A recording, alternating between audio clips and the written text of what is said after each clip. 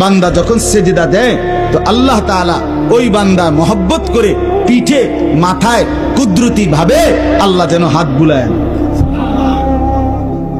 হাত বুলায়, আল্লাহ যেন মায়া করে, আদর করে। আনিস আসছো না, আমাকে সেজদা দিলা, আচ্ছা উঠো, ইরফা রাসাক, তোলো মাথা তোলো, বসো। তো বান্দা বসে, তো আল্লাহ তাআলা বলে আচ্ছা তো আর কিছু বলবা?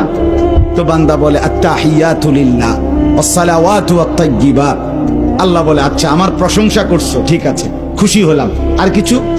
তো বান্দা এবার বলে আল্লাহুম্মা সাল্লি আলা মুহাম্মদ ওয়া আলা আলি মুহাম্মদ, মানে পুরাটা আর কি।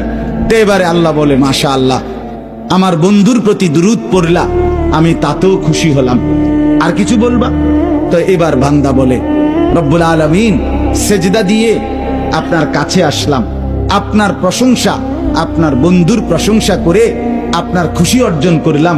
এইবার আমার মূল চাওয়া আছে, আল্লাহুম্মা ইন্নী যালামতু নাফসি যুলমান কাসীরা, আমি না বড় বেশি নাফরমান মাওলা, আমার গুনাহ অনেক বেশি, আমার পাপ অনেক বেশি, আমি খুব বেশি গুনাহ করেছি, আর আপনি ছাড়া আমার মাফ করার কেউ নাই।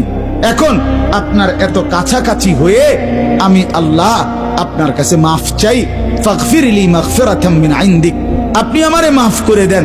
খোদার কসম, রব্বুল আলামিন বলে দরজায় দাঁড়িয়েও যদি কোনো দুনিয়ার কারো কাছে, কোনো ব্যক্তির দাতার কাছে, দুনিয়ার কোনো দানশীলের কাছে দুয়ারে দাঁড়িয়েও যদি কেউ হাত পাতে, সে তো তাকে ফিরায় দেয় না। আর আমি যার মাথায় হাত বুলাইলাম, মার পিঠে হাত বুলাইলাম, আমার এত কাছে আইনা বসাইলাম, তাকে আমি ফিরায় দেব কেন? যা তোকে মাফ করে দিলাম। এই জন্য নামাজের সালাম ফিরাইয়েই সে আবার হালকা আওয়াজের সাথে সাথে বলে আল্লাহু আকবার। মানে কি আল্লাহু আকবার? অর্থ হইল ভাই সাহেব আল্লাহু আকবার, আমার আল্লাহ বড়, আমার আল্লাহ আমারে মাফ করে দিছে।